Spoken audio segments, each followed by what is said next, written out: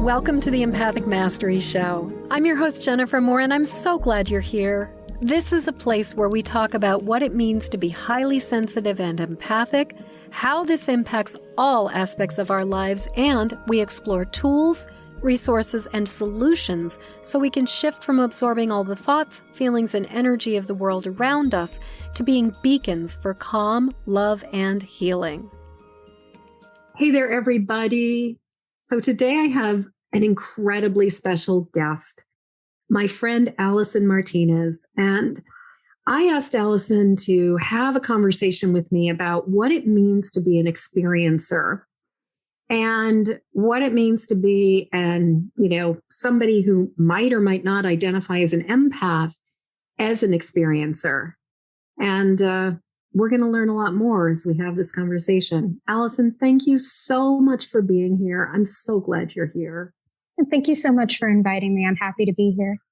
So, Allison, I started noticing that you were like burning up the Instagram reels and really starting to have these amazing, because I saw you on Instagram, and just having these amazing conversations about about being an experiencer. And so, although before I ask you the question of like, what is the definition of an experiencer, I actually, was interested in just kind of, do you identify, generally everybody who comes on is highly sensitive and empathic. And I was wondering and I was asking you before we jumped on if you identified as an empath, and you said some really amusing things. So tell me about, you being highly sensitive and empathic, like where did it all start?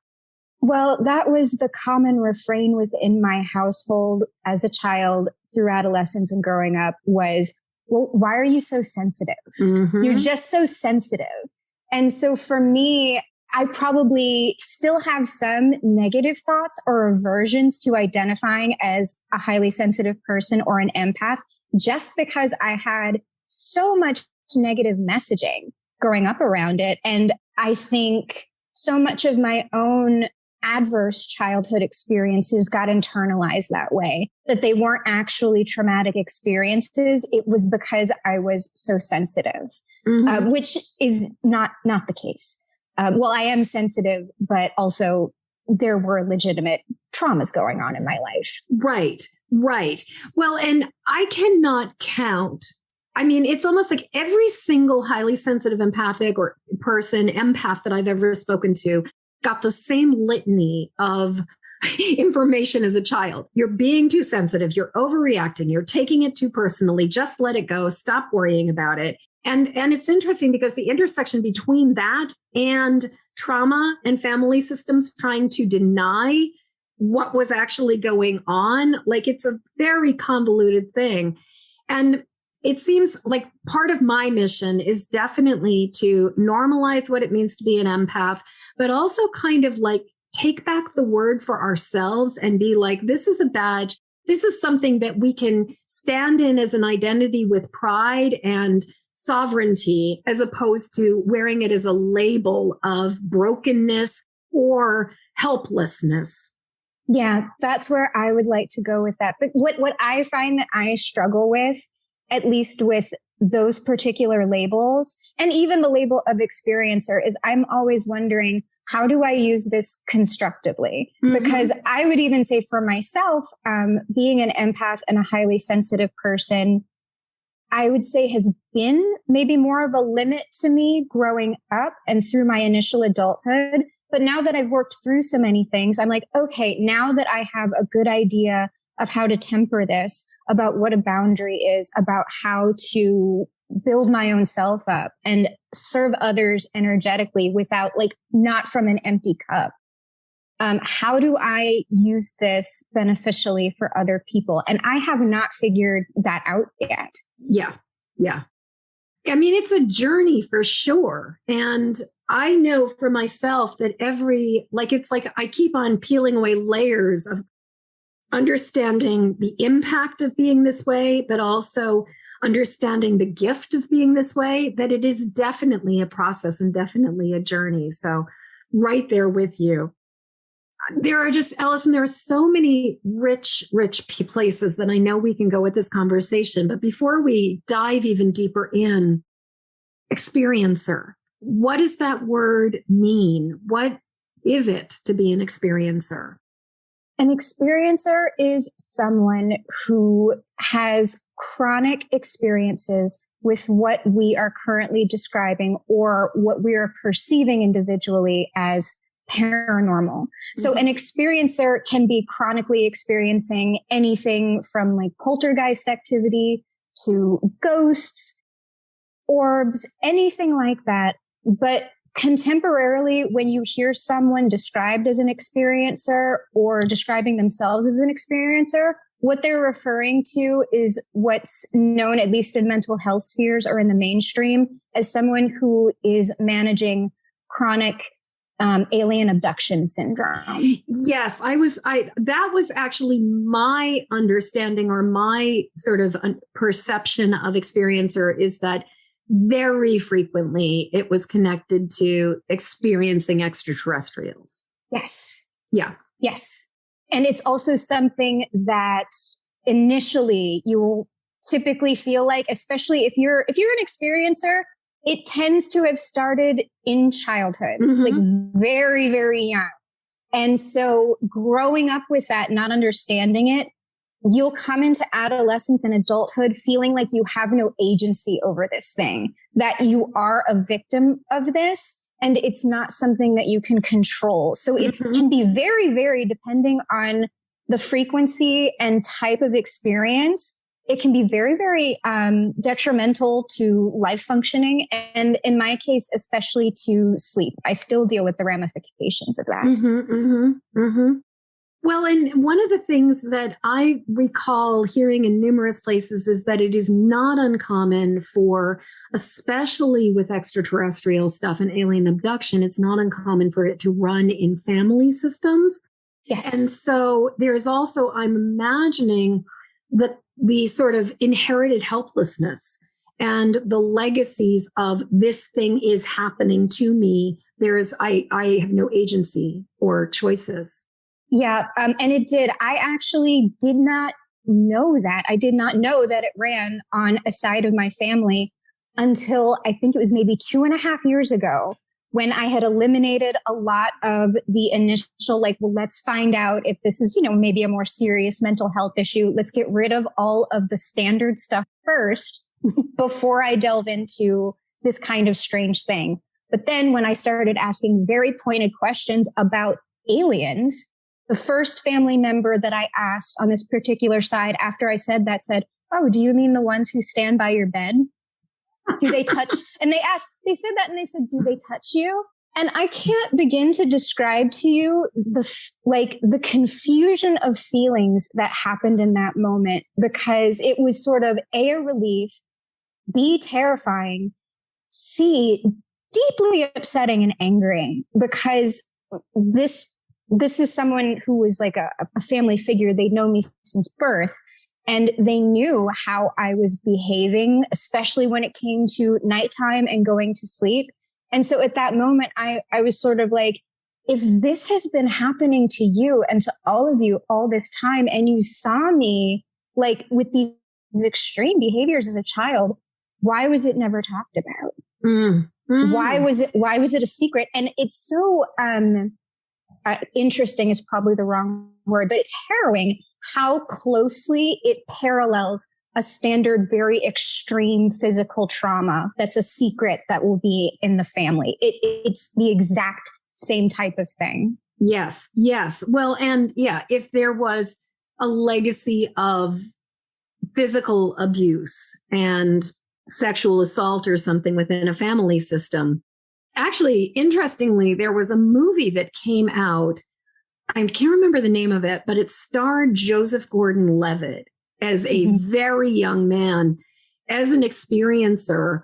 And the sort of weird kind of intersection in that story, it basically was kind of like saying that he was an experience, he was having these hallucinations and these memories and these experiences of being abducted, when the truth was, the way they made the movie out to be, it was his mind trying to make sense of incest. And so the trauma was actually a different kind of trauma. But as you're saying, it's sort of like this closed system of abuse where it's kind of just passed from one generation to another and nobody is talking about it. As you were speaking, I was thinking, I wonder if part of what was going on with the family was that they were so acclimated to it, like kind of like a frog in boiling water, that it didn't even occur to them that the way you were responding, like to say something to you, it was almost like, well, this is just how it is. Well, I don't know that that was quite the case. What I do know is that, and this is something that I notice happens with people who are experiencing something with you, who may be not experiencers. They're going through something with you that's very strange. There will be some type of phenomena that happens where something very odd will be going on. And you'll be pointing directly to it saying, do you see that? And the person right next to you will just have this blanked out expression on their face. I don't know what you're talking about. I don't see it. And they'll repeat it over and over and over again, like telling themselves nothing is there. And what I noticed is around like the closest family member who I can engage in a conversation with about this in a very detailed way won't do that. But for the rest of the family, there's a particular messaging around it that unfortunately dovetails in with Christianity, because that side of the family is very, very Christian. And these sorts of things have a very particular narrative that goes along with fundamentalist Christianity, that it's just something you don't want to mess with. It's evil. It's wrong. Don't talk about it. Don't let anybody know it's going on. So when I engage with other members of the family, especially around collective experiences that I found out that we had that were not like for a very long time, there were certain things that I was like, that was such an odd recurring dream that I had. And then once I started asking questions, it became very clear that, oh no, that wasn't a dream. Something happened. Something happened. But it is hard to get a straight answer out of the family because initially they'll blank out. Yeah. But if you continue the questioning, they'll be like, well, there was this one time when. So I think it has to do with how traumatic an experience is in general, just on its own. B, it is usually coinciding with a family that has experienced some kind of trauma. It's strongly correlated. I'd be willing to bet 95 to 98% of experiencers have CPTSD or PTSD, not only from experiences, but from existing dysfunctional family systems and existing family trauma.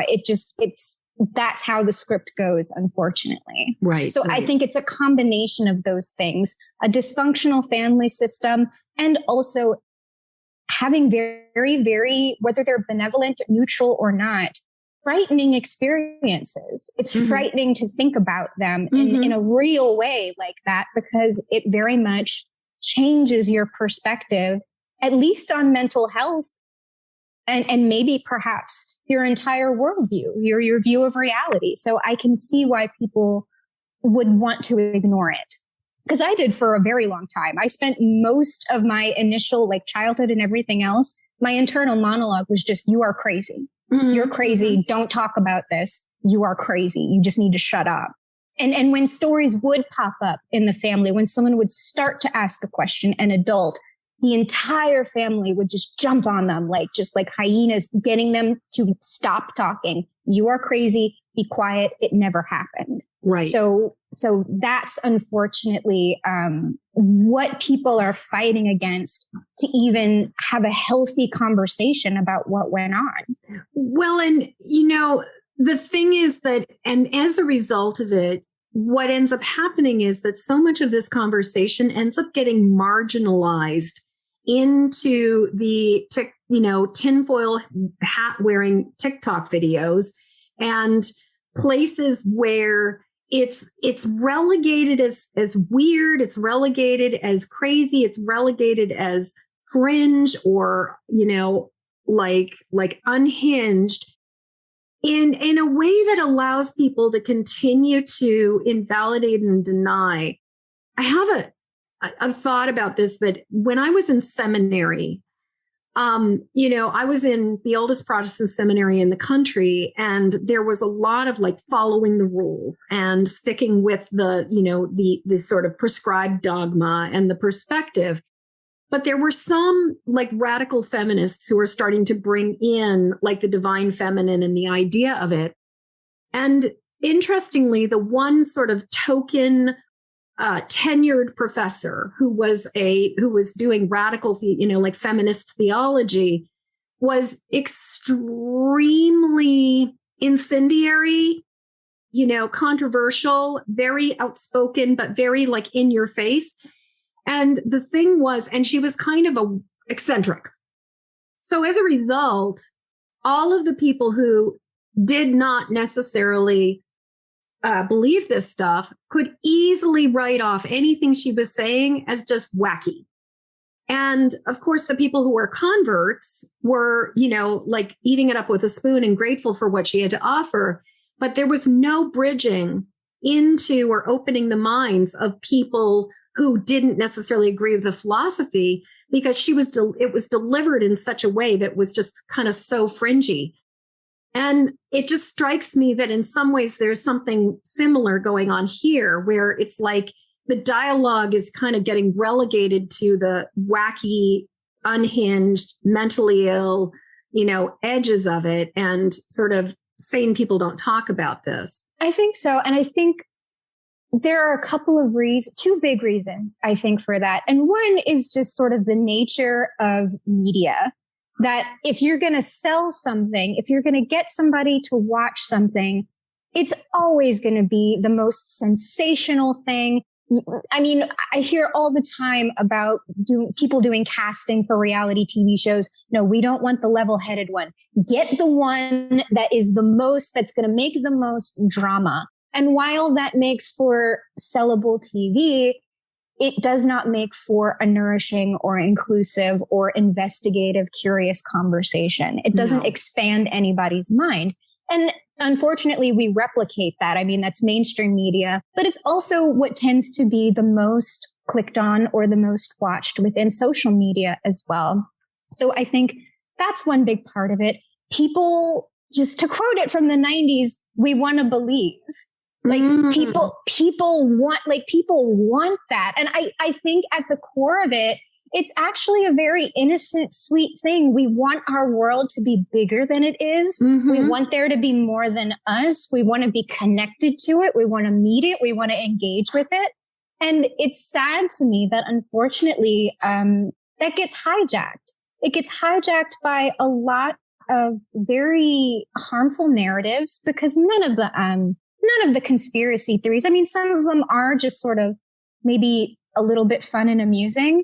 But when you really get into it, these things are usually built.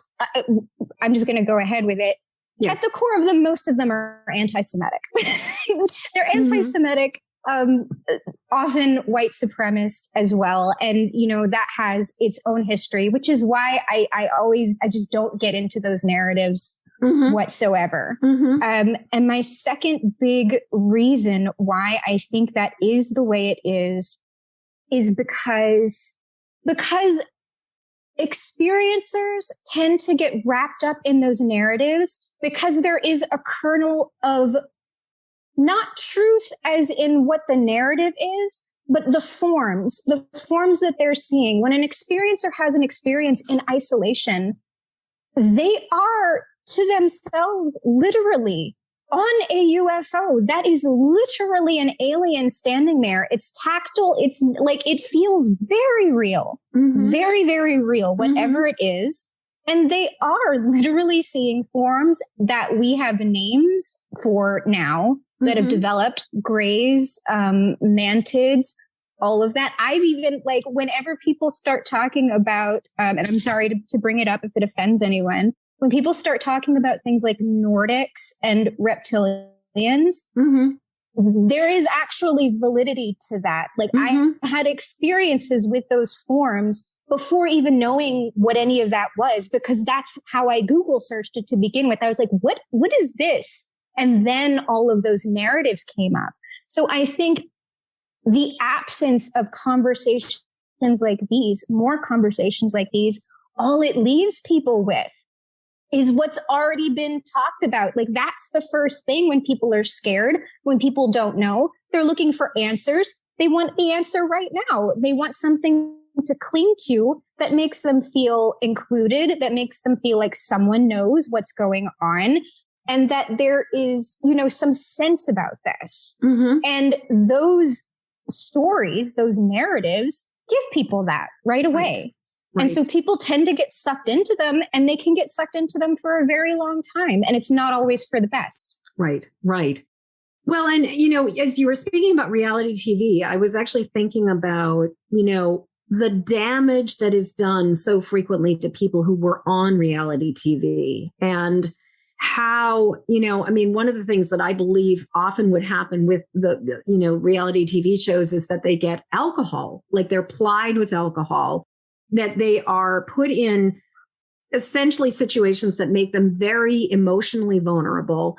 And then they are just kind of raked over the coals and, sort of like manipulated. There was like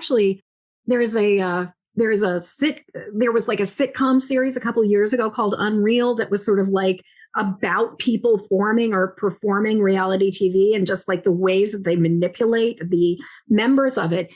But in some ways, it's kind of like that to me strikes me as kind of an analogy to what you're talking about with the harm that can be done with this overly sensationalizing these things and kind of like turning stuff into clickbait, because the sense it is, as you said, it's not nourishing. It is not, and people can really lose themselves as they go down that road. Yes. And when I had first, after going through all of my just regular life stuff therapy, and then started getting involved in these other things, being involved in the more expansive ufology and experiencer community for a very brief period, probably like a little over a year, observing what goes on there and how they're very nice people. Like I've met lovely people, but things that tend to happen over Twitter, it's the exact same. I remember one of the first like larger things, I don't think it ever came to fruition, but they were trying to cast a reality show. It was going to be kind of like Love Island, except for experiencers. And the second I saw that, I was like, please don't sign up. Don't sign up for this. I don't care what they're telling you. They're trying to make this a freak show, because experiencers, unfortunately, especially experiencers who have not been through like a healing modality like mine of preference is trauma-informed therapy, who haven't been through that process, it most definitely affects your relationships. It most definitely affects your reactivity, how you're behaving. And I can only imagine throwing alcohol and, lying to people, like saying this person said this about you, and just the whole thing just being so nasty. So nasty and exploitative. And that's one thing I can definitely say, that if there are any in the closet experiencers listening to this, I don't care what anyone is telling you within the media, be so careful about that. Be so careful. Like really, I would not involve, like I would really have to know the intentionality, and it wouldn't be a reality show, like a documentary or a podcast. Be so careful. Be so careful. Yeah. When I was a tattooer, there was a point where I was very briefly approached by, back when the tattoo shows were really, really popular. I got approached by some scout, and I just looked at the one email and I was like, no frickin' way am I doing this, because I knew that they would cast me as the loopy, weird, wacky, crazy girl or crazy woman. And that my role, like I would be a trope, that I would be a caricature of myself, but that also I knew that like I would have no control over the narrative, and that I would be throwing myself into a deep end that was not looking out for my best interest. So I really love how you are basically like, be mindful of where you share your information, which really leads me to say, I am beyond honored and incredibly, incredibly grateful that you are here and that you are having this conversation with me. Oh, of course. Well, I just knew, like, I knew you from before, from our own group. Yeah. And because that was actually the first place that I started talking about. I remember when you started talking about it and you were teasing it out. I remember that. Because I was scared. I was just like, oh, I'm so scared to talk about this. I'm so scared. And then finally it was like, okay. And I remember like there was nothing within the context of that group. There was really nothing to be scared about. But I do remember there was one person and because most of it was just like, questions. They're like, oh, I really care that you're going through this. I support you. If you need, this or that, I'm here for you. And you would question, you're like, sometimes it's this. Have you considered that? And I was like, yep. And I've been down that road, though I'm not totally close to it yet. But one person was like, what do they want?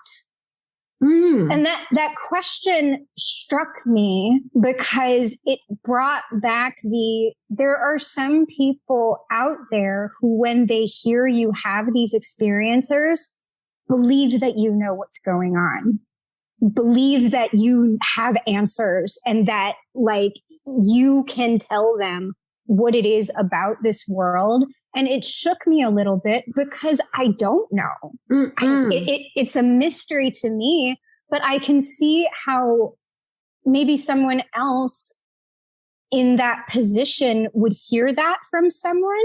Because to me, that's someone saying, like, reassure me or tell me. It's putting you in a certain position of authority over something that no one is an authority on. Right. And so it just, in that moment, it reminded me like, hey, be careful how you're talking about this, who you're talking about it with, and what is your intention with this? Because while you're just looking to explore this and find support and community, this is maybe something that you're going to have to contend with. And this is not your responsibility. Well, and I think, you raised something that sometimes we say things and what our intention in saying it is not even necessarily the way that it comes across. And I'm struck again and again and again by how important it is to be mindful of our delivery, but also to be mindful of having open doors in conversations where we can say, if I say something and it doesn't work for you, change the words to work for you. If I say something and it doesn't land, ask me a clarifying question like that. But also, I really love to pre-frame as much as I remember to and can any conversation with somebody of just sort of saying like, my desire is to understand you more. If I say something and my intention is not to say something that is, is making assumptions or is bringing offense. But I don't think as a culture, we're well taught how to communicate. So, I mean, that's a whole other kettle of fish. I think so. But it just that brief exchange, because something that does tend to go on within the wider experiencer community, every few years, we get a superstar experiencer. And the experiencer topic kind of flares up again. And we had one, if you were in the community, again, like a couple of years ago, and I was there like for the initial, like when it happened, and I was just like, oh, this isn't good. I'm going to go out on a limb and say it's probably never a good thing. When this type of stuff pops up, because my own attitude towards my experiences at this point is the experience is real, but it's not necessarily literal. We actually don't know what that is. And I have lots of theories, and my own personal beliefs do include, like, of course, like for me, of course, there are multiple spiritual realms. There are beings that are subtle, that are spiritual, perhaps interdimensional, however you want to describe it. But I don't know that that's what this is. Mm-hmm. And so I have lots of ideas, lots of theories about what it could be that I'm willing to explore. So when we have an experiencer coming out and they are taking their experiences very literally, mm-hmm. and they tend to follow a very specific pattern with what you're shown and what you're told by these beings that you are on this UFO with. And it tends, and mine are the same way. I'm not usually told something, I'm shown things. I'm shown things on screens or, and I didn't even know that this was like, there's a term for this and I think it's called staging, and that it has a name blows my mind because I was like, oh, I'm just completely, I'm out of my mind like that. But no, it has a name. It's so common, at least among the community. Sometimes you'll be taken into the screen and it becomes its own like fully dimensional experience in and of itself. And I believe that's called staging. Mm-hmm. So, and so these experiences within the UFO, or however we're going to think about that, I am shown apocalyptic scenarios, very, very horrible apocalyptic scenarios. It's distressing to be there. I'm usually shown very, very like mass violent things, very frightening things. And so it's not pleasant. The experience itself does not feel threatening or malevolent, but it's terrible in that I don't want to see this and I don't understand why I'm being shown this.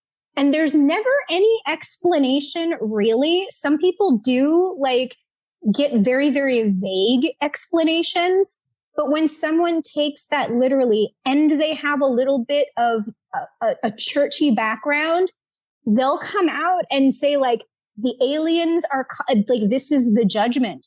Like we're on a timeline. They won't necessarily say the apocalypse, but usually the messages will be about, we need to mass ascend as a culture, as a human species, because if we do not ascend, there is going to be like this mass culling, and these beings are coming to do this culling. And while the language is different, I mean, at the core of it, that's really just, the rapture, the final judgment. It's just that story with a different skin on it. Mm-hmm. And unfortunately, when someone's charismatic and for some reason their presence really just takes off within the community, people tend to go with the fear because this person, like, it's a real experience. So they're not lying. They are in no way lying or trying to scam anyone or be a charlatan.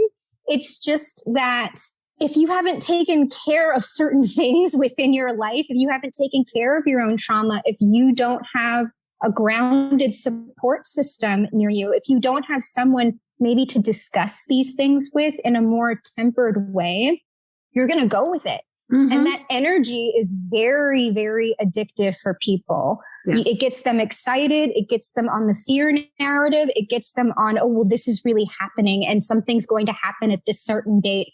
And it never does. It never does. It never does. It never does. I mean, you look at the history of humanity and all of the beliefs in the end of the world that have been going on pretty much. I mean, my personal theory is that the ego of human beings cannot conceive of a world without itself. And as a result, every generation comes up with this idea that the world is going to end in their lifetime, because it's sort of like you can't imagine that the world would continue without you. Like, that's sort of one of the theories that I have, because I've also found it really fascinating when you start looking at the number of cults and extreme cultures that have predicted the end of the world.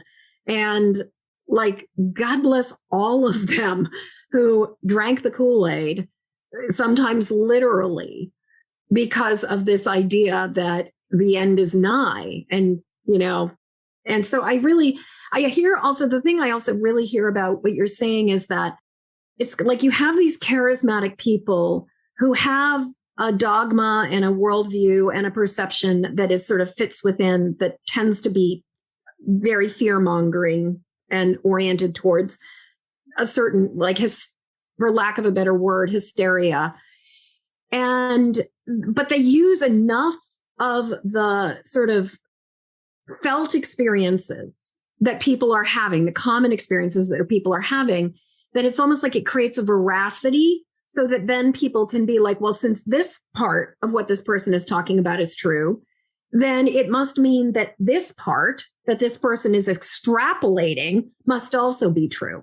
Yeah, I think, let me see, where do I want to go with this? I think the apocalyptic narrative in general right now, it's something that I think about because with all of the different stories that we have centering around that are going on culturally right now, not at all to do with spirituality. There's so much discussion, or at least there was, like, America's headed for a civil war, the economy's collapsing, like, there's never been a more broken time. It's just like society has completely lost its mind. I'm like, I don't know. Things are a little rough right now. And I think for me, it's less about true apocalypse, the end of the world. And I think these things maybe they crop up whenever we are going through societal shifts. Yes. We are going through a societal shift. I very deeply believe that.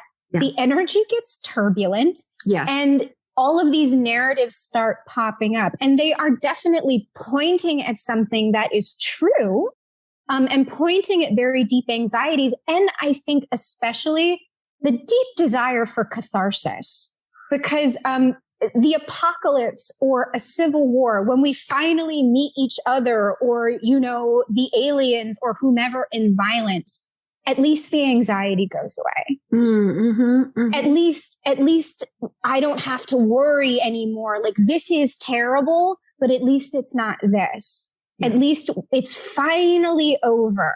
And now we're having the culminative experience. And so I think that those narratives can be very seductive in that way. But also on the experiencer side, I think what makes people so, like, even if you're not a charismatic personality, what can make you so charismatic, especially for someone who had their first experience later in life as a result of like a near-death experience or some sort of severe, like, physical trauma that happens to them. Mm-hmm. It can be a very, very violent illness, a violent accident. Anything like that can induce the same thing. When that happens, if it hasn't been happening to you since you were young, it tends to have a more radicalizing effect. Like, you'll see those types of experiencers, they tend to become more of like the prophet type, or they'll convert to very, very fundamentalist Christianity or a different type of fundamentalist religion. Or what makes them so believable is, I'm just going to go at, like, extrapolate for a moment, is let's say that it is a being. Let's say that they're having some sort of contact with a being.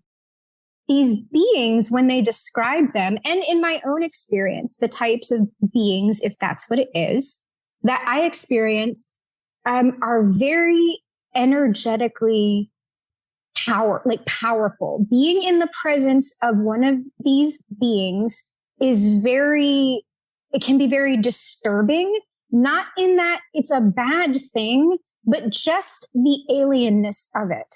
Mm-hmm. Just the power of their particular presence or energy signature. It is very overwhelming to experience. And in my case, what it felt like, even as a young child, was that being in the presence of this being, it knew me. I could not hide from it. It knew everything about me. And it felt like being in this being's presence, it felt like a physical thing, that it was touching me all over on the inside.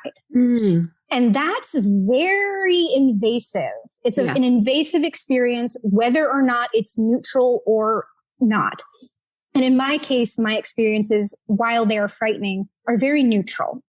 Some people, though, have experiences with beings where it's an equivalent power, but they're experiencing theophany or extreme euphoria in the presence of these beings that apparently in the experience, the being can turn off and on.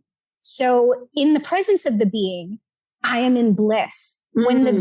When the being revokes its energy and presence, I have crashed down into the depths of whatever, and it is doing this, or I am having the experience of it doing this while it is giving me or showing me a particular message. That to me, real or not, very questionable. That's very, very questionable, because if someone was doing that to you in real life, if someone was giving you that type of an emotional narrative experience in real life, we would tell that person that is not healthy for you. You need to get out of that situation. Right. So that's how these things tend to happen, because they've been so inflamed by the experience and it is reality to them. They're speaking about it in a very convincing way because for them it's real. You know, you remind me of sort of an analogy of this is somebody I was, and I've had multiple conversations about this with people over the years, but it sounds almost like when you hook up with somebody who is bad news, they're malevolent and they don't have the best, like the narcissist with the empath, but they don't have your best interest in heart. But the sex is the best you've ever had in your entire life. And it's like that intoxicating experience where it's like, it's like, it's not healthy, but at the same time, that ecstatic bliss is such a hook that it really makes it like, okay, I'll put up with all this other stuff because this is just too yummy or too delicious to step away from. And I think that it's a double-edged sword as well, because I've not had experiences like that. I can't imagine what that's like. So there's that side of the experience. But then there is also, and this is a trap that experiencers can fall into very easily. And I think also, to bring it back to highly sensitive people and empaths as well, the trap that we can all fall into, but I think maybe experiencers more because we're dealing with people think that these are literally, they are beings, they are aliens, and they are more powerful than they know more than us. They are more powerful than us, more advanced. When you buy into that narrative and there is someone who you believe has intimate contact with that, if you are truly believing that yourself and you're believing you have some sort of message to provide humanity, there's also the dynamic of it is intoxicating because this contact, even though it is intrusive and it is causing me harm within my life, it makes me feel special. Yes, it makes you feel special. And I'm getting this when I come to these other people to talk about this, they are treating me as elevated and special, and they want the answers from me, and I'm the only one who can provide them. And it just tends to feed on itself in a really, really toxic way. And it doesn't typically happen in that dramatic a fashion all the time. But I'm telling you, it's like every 3 to 4 years, it crops up again. And I feel like I'm like the lone voice going, hey guys, no, don't, this isn't healthy. And really, by even feeding into this, because they'll be like, oh, I'm here for the popcorn. I just want to watch it all go down. And I'm like, even that, we really need to think about this person's mental health, their own stability. It is, in fact, harmful to be participating in this at any level. It is hurting them. Mm-hmm. And it's not right. Mm-hmm. Well, and this sort of leads me, I'm having two thoughts. One of them is just about how the whole way that our own narrative and our own belief system and our own ideas can inform information, like we're getting data, but then we're translating it through our filters, through our lenses, and through our cultural perceptions and experiences.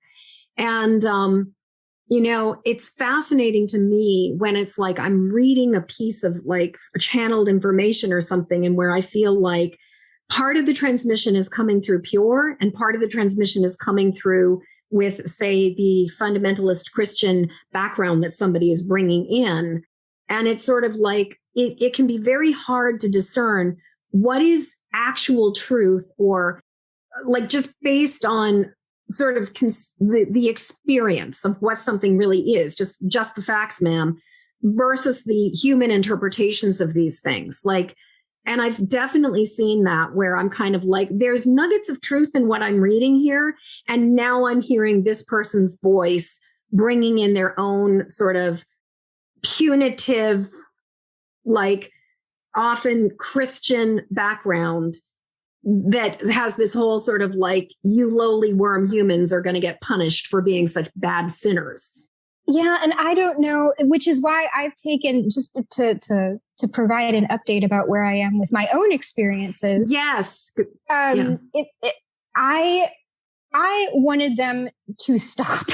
I was at a time in my life, and this is like a few years ago, where I had eliminated a lot of terrestrial possibilities. And I would say that if you're someone who's dealing with this, if you want to investigate within this realm, I would say to you, if you are not ready to have very deeply uncomfortable conversations with your family to eliminate, because like I have to go there, like, hey, is there maybe something that you've been keeping from me?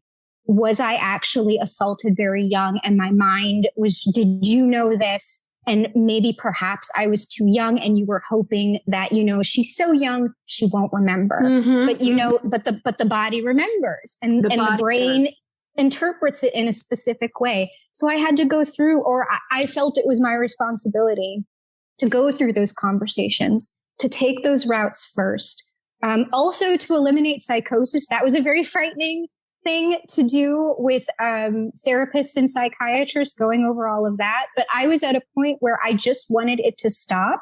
Yeah. And if in fact this was some form of schizophrenia, some form of chronic psychosis, you know what? I would rather accept that and deal with a treatment plan and have a fulfilling life than just continue on in all of this fear. Because it's not really a way to live at all. So I lived like I had to go there. I went through the therapist, went through the psychiatrist. No, you are not dealing with psychosis.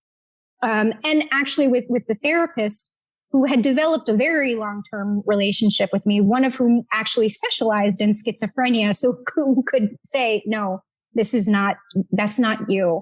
And to hear these very, very professional people say, listen, you would be surprised how many regular people have experiences like these that they just don't talk about because of the stigma, because of this. And it's just a phenomena, but it's not necessarily indicative of a larger mental health issue. We don't know. And it's more relevant to us, your relationship with this and how it's affecting you than a diagnosis.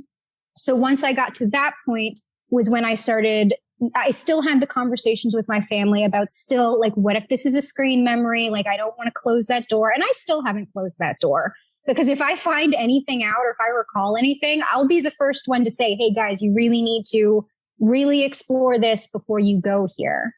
So after I'd had all those conversations and then after I found out that in fact it ran in the family, and that it had been going on for a very long time.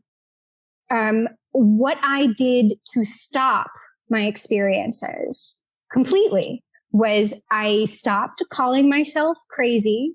I accepted what was going on was at least real for me. I treated it as real. And why I say really eliminate all these other possibilities first is because if it is a mental health issue, if it is psychosis, that is the last thing that you want to do. Mm-hmm. You don't want to reinforce psychosis and actual delusion. So before I took that step, before I treated it as something real, I did all of this first. And then I opened the lines of communication, whatever that means, because people call it telepathic communication. And I don't know if I want to use that word, but there is no better word for it. You can actually communicate at any time. So I telepathically communicated with whatever this is as real. And I said, I don't consent to this anymore. I don't consent to this. I don't know that I will ever consent to it again. I don't understand it. You are no longer allowed to do this to me. And you have to mean that, like, so all of the therapy that I had for regular issues built to that point. You have to be able to mean that with the people in your life, as well as whatever other beings that you are potentially dealing with in your life. You have to be able to actually energetically draw that boundary and mean it. And the response that I got was, okay, but if it's an emergency, we're going to have to. I have no idea what that means, but ever since that point, ever since I said, no, you do not have my consent, not been another experience. Never been another experience. And so for me at this point, it's sort of like, well, who knows? Like if an emergency happens, I'll tell you what constitutes an emergency. I don't know. But I would say that my attitude towards that is that if this is something potentially beneficial for me and other people who are experiencing similar things, that is a good test. If something is respecting your agency and your consent, that is potentially something that is okay if you so choose to deal with it in the future. Because I have no idea. I have no idea what that would potentially be good for. Like, why would I open that door again? So, but if you chose to, because if something's not respecting your boundaries, if something's telling you, no, I know, like, we need to do this and you don't, like, I don't know, escalate, find someone who can help you to close that out. Because whether it's a human being or some other sort of being, it's not something that you want in your life. Absolutely. Well, and you know, what I'm really hearing is, I mean, it all comes down to boundaries and consent. And you know, it's like, if somebody doesn't, I mean, my theory, whether it's a human being or it is an entity, you know, an extra dimensional entity, the bottom line is, if you say this is what my truth is and this is my boundary, and somebody does not respect it, that is basically showing you that this is somebody you do not want in your life. Like, doesn't matter who's overriding the boundary. If you're setting a boundary and it's not being respected, it's like that is information that you don't want to be dealing with them. So I love that you're acknowledging their willingness to accept that. I think about like the idea of sort of some of the old messages of like vampires can never enter until they're invited in, like they have to be welcomed in. And that's been sort of an understanding that I've had. And as we're talking, I'm thinking about in my late teens, early 20s, I was starting to go down the road. You know, I was experiencing the big, tall, you know, like the dark man standing at the foot of my bed and having those kinds of experiences. I had this being, this spectacularly intense presence show up in my room. I was like 19 years old, but I knew I didn't have the mental health for it. Like I knew that I didn't have the capacity to handle this. And I actually really kind of set a boundary at that age where I just kind of said, I can't handle this. And I've actually had a very clear boundary around the extraterrestrials pretty much since I was in my late teens, early 20s, where I've just been like, you guys, no, can't, no, not for me. And they've been super respectful. And I've actually found even with, just all of the kinds of things, like I think people don't realize, like you're allowed to set a boundary with ghosts. You're allowed to set a boundary with other kinds of entities, that it's okay to say, I'm sleeping, I'm off duty, you need to leave me alone. Like leave a message someplace else or get in touch with my assistant, but like not right now. And so personally, I have found that kind of boundary setting again and again and again has been the best thing I can possibly do for things that are intrusive. I would also say that direct conversation, and I think because this had started so tangibly, I wish I could explain what it was like as a, like, and I mean like 2 and 3 years old, sitting up and seeing, like, not a dream, seeing this in your room and having this presence with you. And it looked like a little white glowing, like what you would describe as a glow with like the big black eyes. And it would just stand there and stare at me. And I was like, of course, like as a child, you're horrified. And this little being was there. And even during the night, it was visible to me, like not dreaming. I mean, like awake, unless it really is all hypnopompic or hypnagogic hallucinations. It was just there. But even during the day, it was still there. Like it was something that I experienced all the time, because later on in life, my experiences became less like as an adult and adolescent, having a waking experience, something going on during the day where I am physically seeing something, that became much more rare. It did happen. But this particular presence, that little, like, for lack of a better word, alien, was with me all the time. And it horrified me because I could feel it there. I could feel it.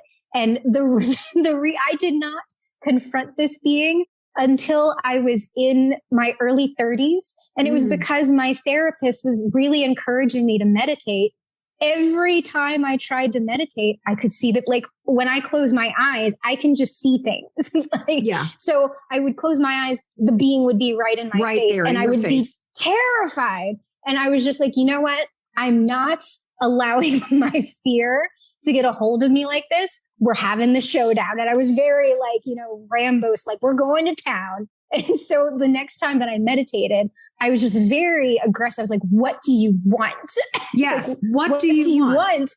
And this little being was like, oh, you finally talked to me. I've been waiting for this moment for so long, because now we can do all of these other things. And I was like, are you kidding me? Are you kidding me?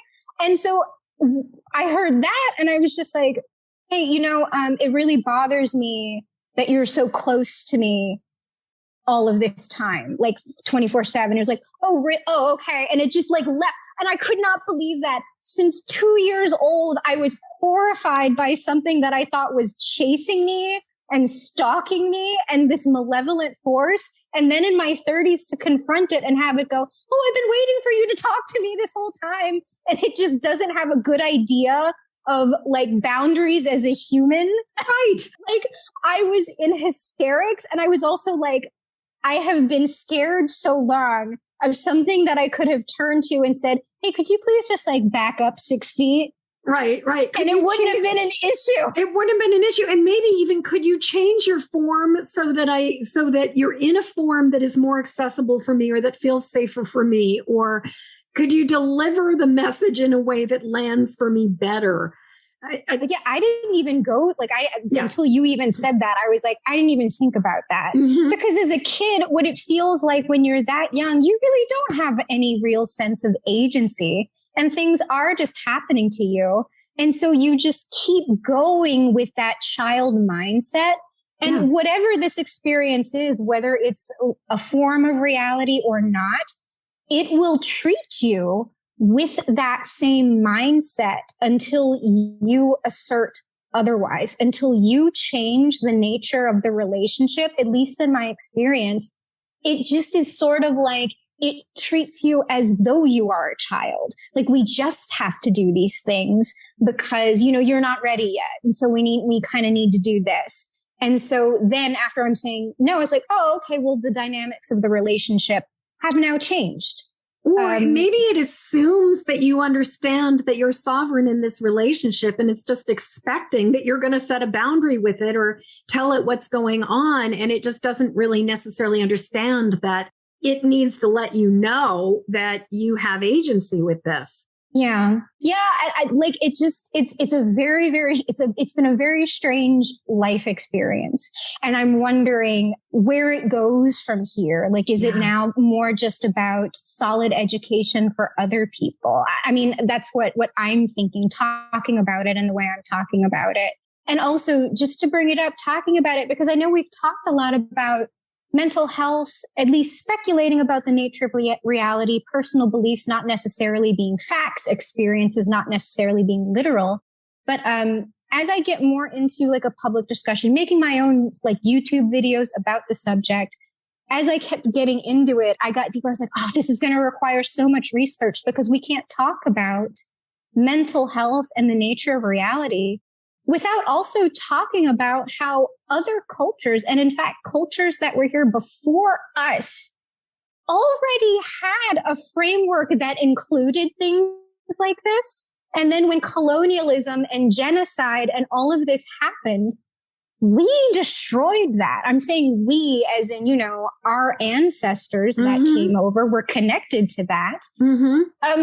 There was already an understanding of this. And then another framework just sort of violently invaded and said, no, you have this wrong. What the framework actually is first it was Christianity. Like these are demons, like what you're talking about.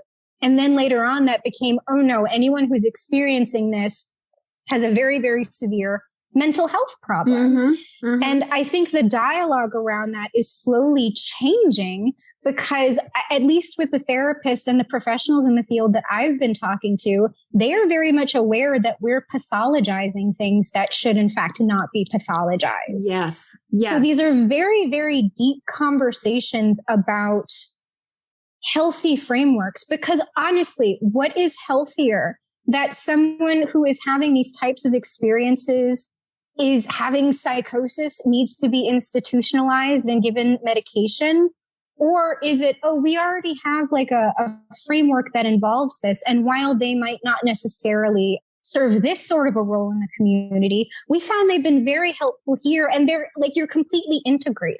You have a role and you have respect as a human being. You have a wisdom to share. I think that type of framework or a union of frameworks like that, because obviously schizophrenia and all of that does exist. So there is some discernment to be used there, but like some sort of fusion, some sort of bridge building between those two things. Like how can we make this less black and white? And how can we make these types of experiences, whether they're being shared by an experiencer, an empath, a medium, a psychic, how can we integrate that better into our contemporary culture? And that is the $1,000,000 question. Allison, I can't believe how fast the time has gone. We are coming to the top of the hour. If you had any advice for somebody who's listening to this and going, oh my God, she's telling my story. She's, like somebody who's really relating. Like, what would you tell that, probably not necessarily that toddler, but what would you tell the young adult Allison who was struggling mightily with this? That you're not alone. There are other people going through the exact same thing. It's okay. I know it's scary, but it's not anything you have to be afraid of. That you have power in this situation. This is not something that is controlling your life. An adult version, I would probably say, if you know that, and we tend to know deep down, whether we've fully engaged within our past traumas or not, we tend to know it's there. I would seek some sort of whatever healing modalities work for you, be consistent with it. And once you're in a place where you feel comfortable talking about all of it in total, you can talk about your trauma maybe with way less reactivity. You don't mind questions about your own mental health and your own processes around mental health without becoming offended or reactive by it. Why someone might have that question talking about this. Be very, very careful who you share with. Be very, very careful what sort of public appearances you make, because that's very much an industry that is driven by attention. And something that I just want to insert really quickly as a piece of advice, because it's something that really worries me going forward within the media. The people who are in the mainstream, who are most delving into the experiencer specifically, Experience right now, does happen to be Fox News. I don't know if they've released their program yet, but they are courting people who have been in ufology long term to speak on their programs. And they at least had one or are having one that will be released program that is all about experiencers. My own political views and orientations are completely divergent from Fox News. I would be so careful.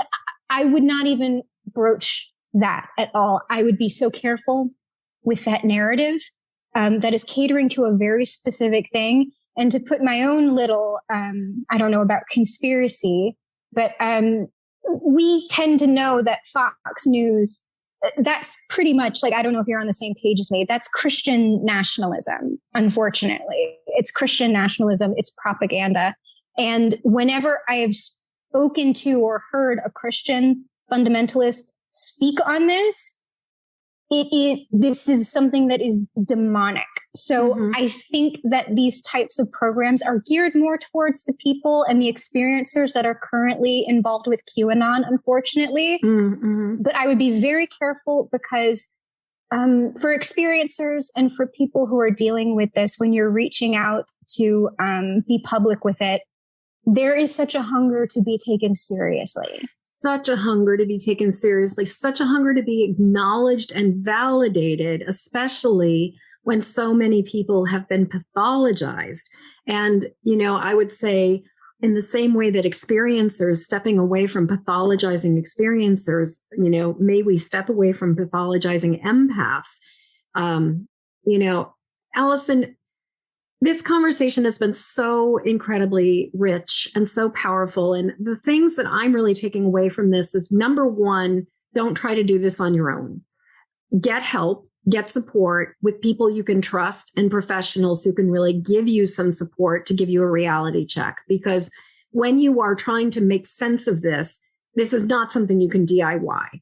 And, that was one thing I took from what you've been saying. The other thing I'm really taking from what you were saying is, you do have agents, even if you felt like, as a toddler, you might not have felt like you had agency, but that that you do have agency, that you have the right to say, back off, buddy. Like, this is not working for me. This does not feel comfortable. This does not feel safe.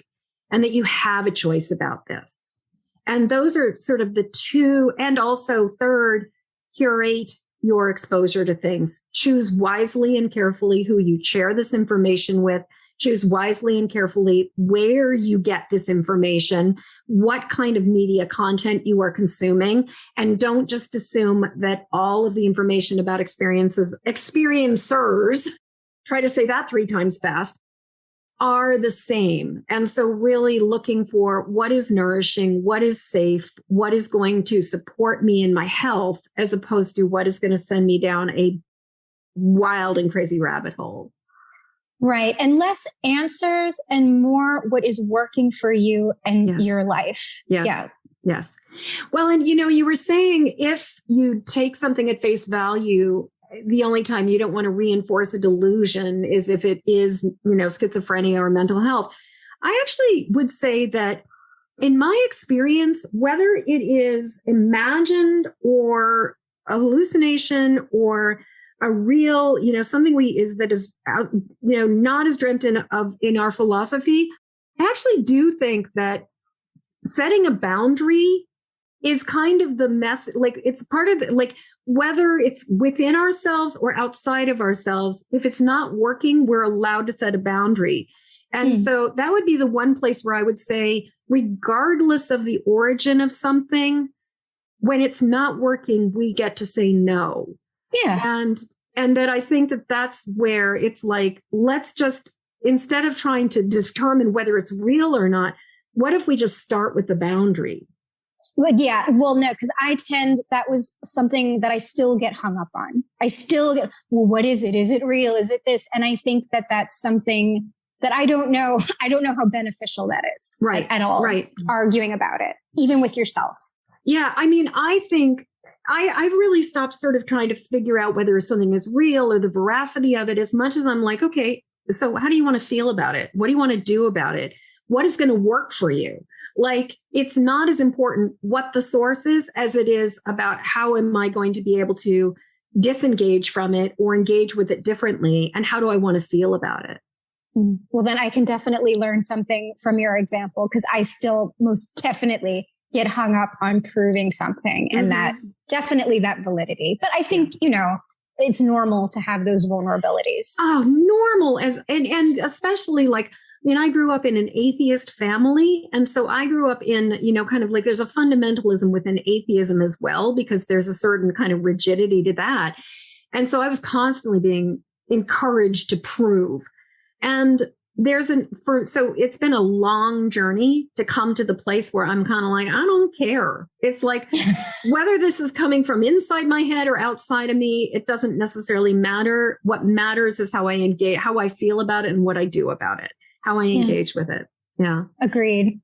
So Allison, how can people get in touch with you? I am on Instagram. Let me explain this. I'm the New Thought on Instagram, and I'm Allison Rose Martinez on TikTok. I do talk about experiencer stuff, and I'm going to be making longer YouTube videos about that. But the majority of my content on Instagram and TikTok is surrounding manifestation. Yes. Like that's my big passion. Yes. So if you are also interested in manifestation, which I also think I take to a nuanced place, like involving mental health and everything else. Well, if you've been frustrated with any of those very like black and white conversations about like high vibe and low vibe, like maybe come over and hang out with me and we can talk. Yeah. I love Allison is really funny.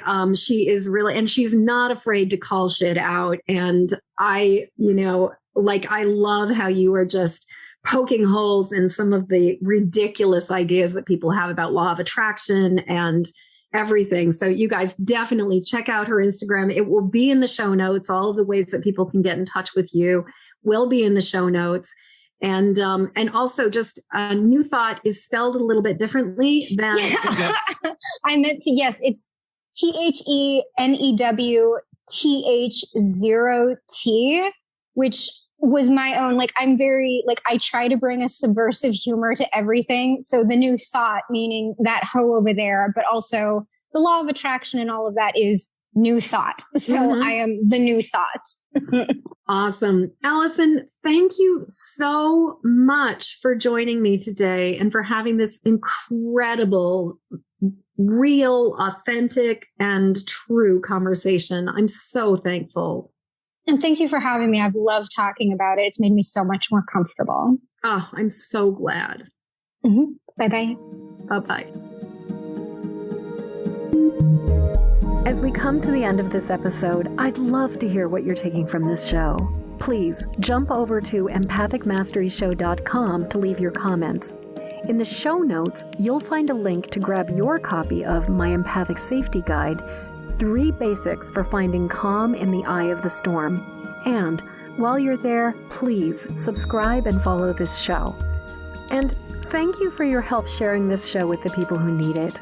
Please help me to spread the word and send this podcast to friends or family members who need support living as highly sensitive empathic people. Then join me again when the next Empathic Mastery Show airs. Okay, one last time. Hop over to empathicmasteryshow.com for your Empathic Safety Guide. And until next show, shine on. We need you and your gifts here on this planet. So please don't judge your empathic rainbow by colorblind standards.